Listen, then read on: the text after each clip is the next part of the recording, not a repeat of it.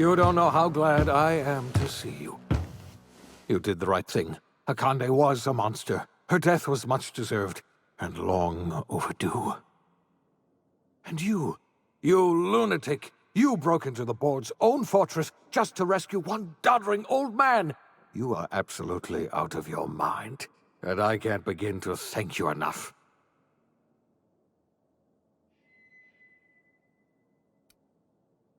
Ah, all in a day's work for you, huh? You've broken the board's stranglehold on this colony, and you saved my life. But there's still so much we have yet to accomplish. You and I are going to have to work harder than ever to save Halcyon. I'm afraid the situation is far worse than any of us ever anticipated.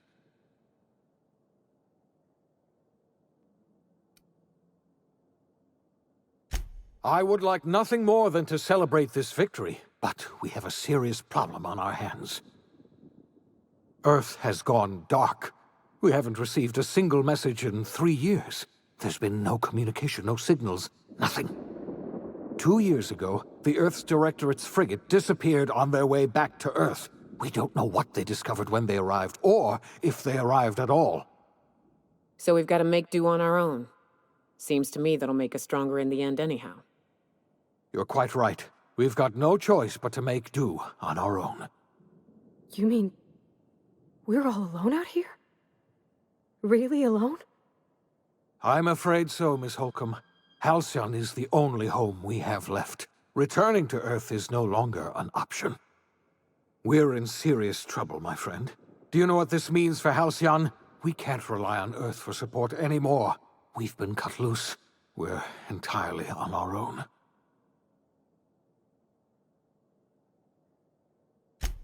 Yes, you're right.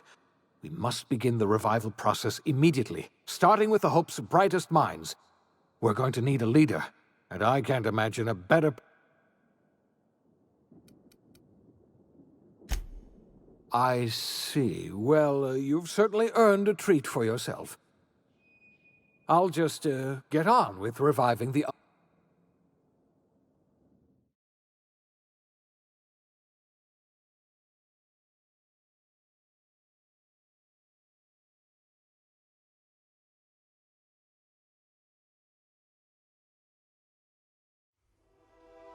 The OSI teaches that everything in the universe happens according to the grand plan.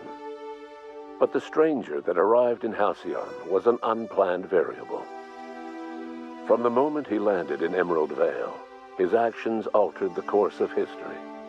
The events on Tartarus brought about the end of the board's authority.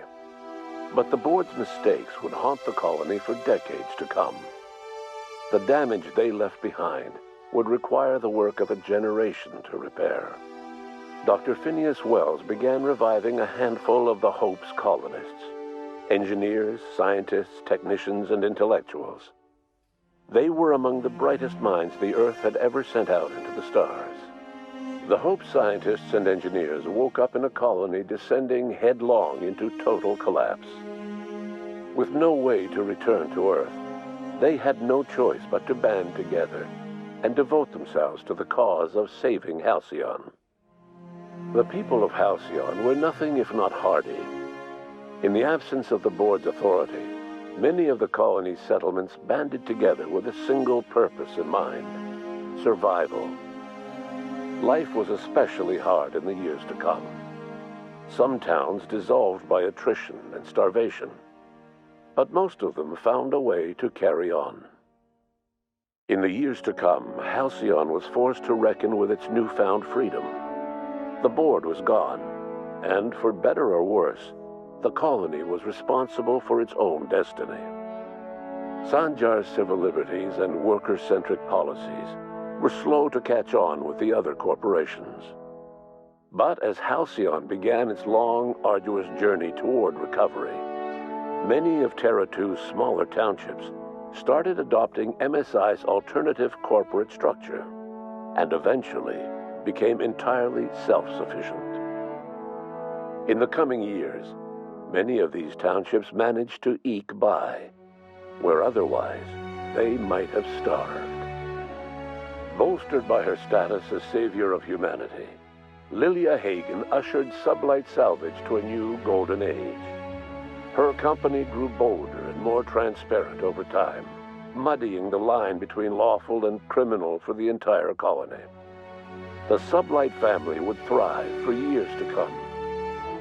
The collapse of Edgewater left its workers bereft of any purpose in life.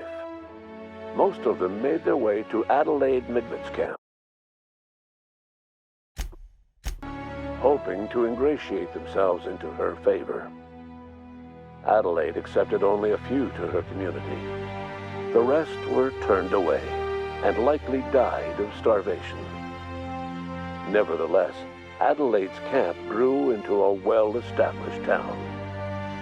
Adelaide McDevitt refused to cooperate with the ongoing effort to save Halcyon from collapse.